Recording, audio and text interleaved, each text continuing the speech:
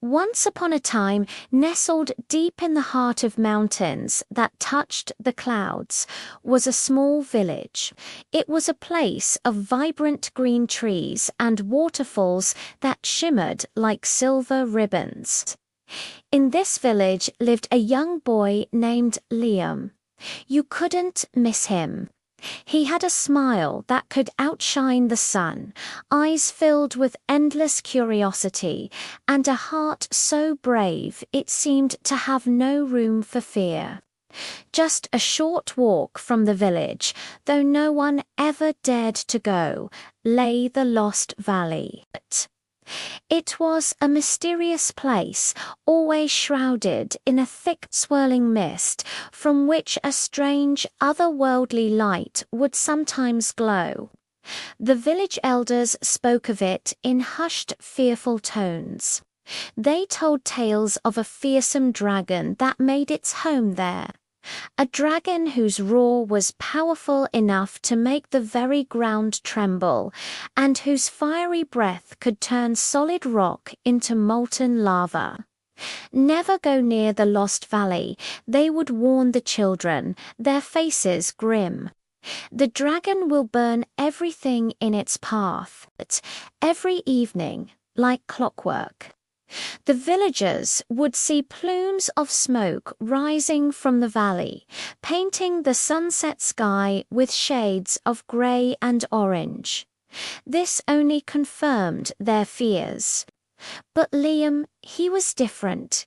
He didn't quite believe the stories. He would often gaze towards the misty valley and wonder, what if the dragon isn't evil? What if he's just ... lonely? One summer, a terrible misfortune fell upon the village. The river. Their lifeblood, their source of water for drinking, for their crops, and for their animals, suddenly dried up. The vibrant green fields turned a dusty brown. The farm animals grew weak with thirst, and a wave of panic washed over the people. The elders gathered, their faces etched with worry. "It must be the dragon," one exclaimed. "He's blocked the river with his fire and stone." While the adults argued and pointed fingers, unable to decide what to do, Liam made a quiet decision. A resolution formed in his brave little heart. If the dragon really did block the river, he whispered to his reflection in a small puddle, maybe he needs help. He wouldn't let fear decide the villagers' fate. He had to know the truth for himself. He packed a small, sturdy bag with some bread and cheese, a warm blanket for the chilly mountain night, and his trusty lantern. As the first rays of dawn painted the eastern sky in hues of pink and gold, Liam set off on his journey. He left the sleeping village behind and ventured toward the forbidden Lost Valley. The path was far from easy. It was steep and treacherous, a true test of his courage. The rocks underfoot were slippery with moss, and the wind howled through the narrow passes, sounding like a pack of hungry wolves. Yet Liam pressed on, his determination unwavering. He followed the dry, cracked riverbed, a sad reminder of the water that once flowed there. After what felt like an eternity, he reached a towering wall of black stones. They were still warm to the touch and glowed with a faint, pulsing heat. And then he heard it. It wasn't the fearsome roar the elders described. It was a deep, mournful sound. A sound of profound sadness. With his heart pounding in his chest, Liam crept closer and peeked through a crack between the massive boulders. What he saw took his breath away. There, in the heart of the valley, was the dragon. It was magnificent and enormous, its body covered in silver scales that shimmered and sparkled like 1,000 stars. But it wasn't breathing fire or roaring in anger. The dragon was crying. Tears of thick grey smoke rolled down its majestic face, and its whole body trembled with sorrow. Gathering all his courage, Liam stepped out from behind the rocks. He took a deep breath and called out in a voice that was soft, yet clear. "Mr. Dragon," he said gently, "why are you crying?" The great dragon lifted its giant head, its golden eyes wide with surprise.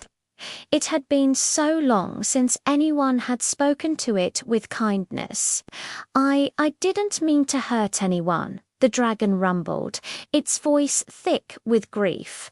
"I was trying to warm up my cave, but I sneezed. A huge sneeze of fire. It happened by accident, and the rocks came crashing down, blocking the river. Now everyone must hate me." A warm, kind smile spread across Liam's face. He saw not a monster, but a creature who had made a mistake and was filled with regret. "Then let's fix it together," Liam said, his voice full of confidence. The dragon stared at the small boy, its huge golden eyes filling with a glimmer of hope. It was a feeling it hadn't known for a very long time. So they set to work. With Liam's clever directions, the dragon used its powerful claws to carefully lift and move the heavy, hot rocks. Liam, in turn, used his small bucket to fetch water from a hidden spring, pouring it over the smouldering stones to cool them down and stop the smoke. They worked side by side for hours, a strange but effective team. Finally, they heard a wonderful sound, a trickle. Then that trickle grew into a stream, and the stream into a rushing, gurgling river. The water was flowing again. The dragon let out a joyful laugh, a sound that was surprisingly gentle, and the valley, once silent and sad, filled with the beautiful music of water and life once more. When Liam walked back into the village, he was not alone. The enormous silver dragon walked peacefully behind him. The villagers' reactions were just as you'd expect. Everyone gasped. The elders scrambled to hide. The children screamed and ran to their mothers, and the rest of the villagers stood frozen in terror. Liam raised his hand to calm them.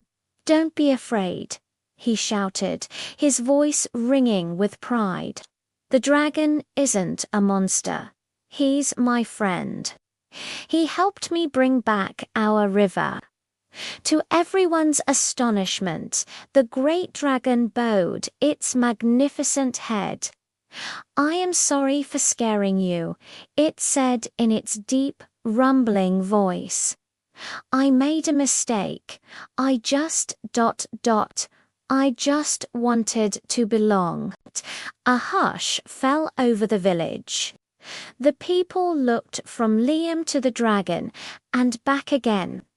The fear in their eyes slowly melted away, replaced by wonder and relief. And then a single person started to clap. Soon, the entire village erupted in cheers. They rushed forward, not with weapons, but with flowers, decorating the dragon's horns and neck. The children, their fear forgotten, began to laugh and play around its long, swishing tail.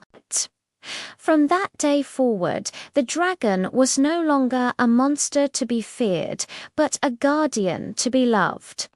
He became part of the village.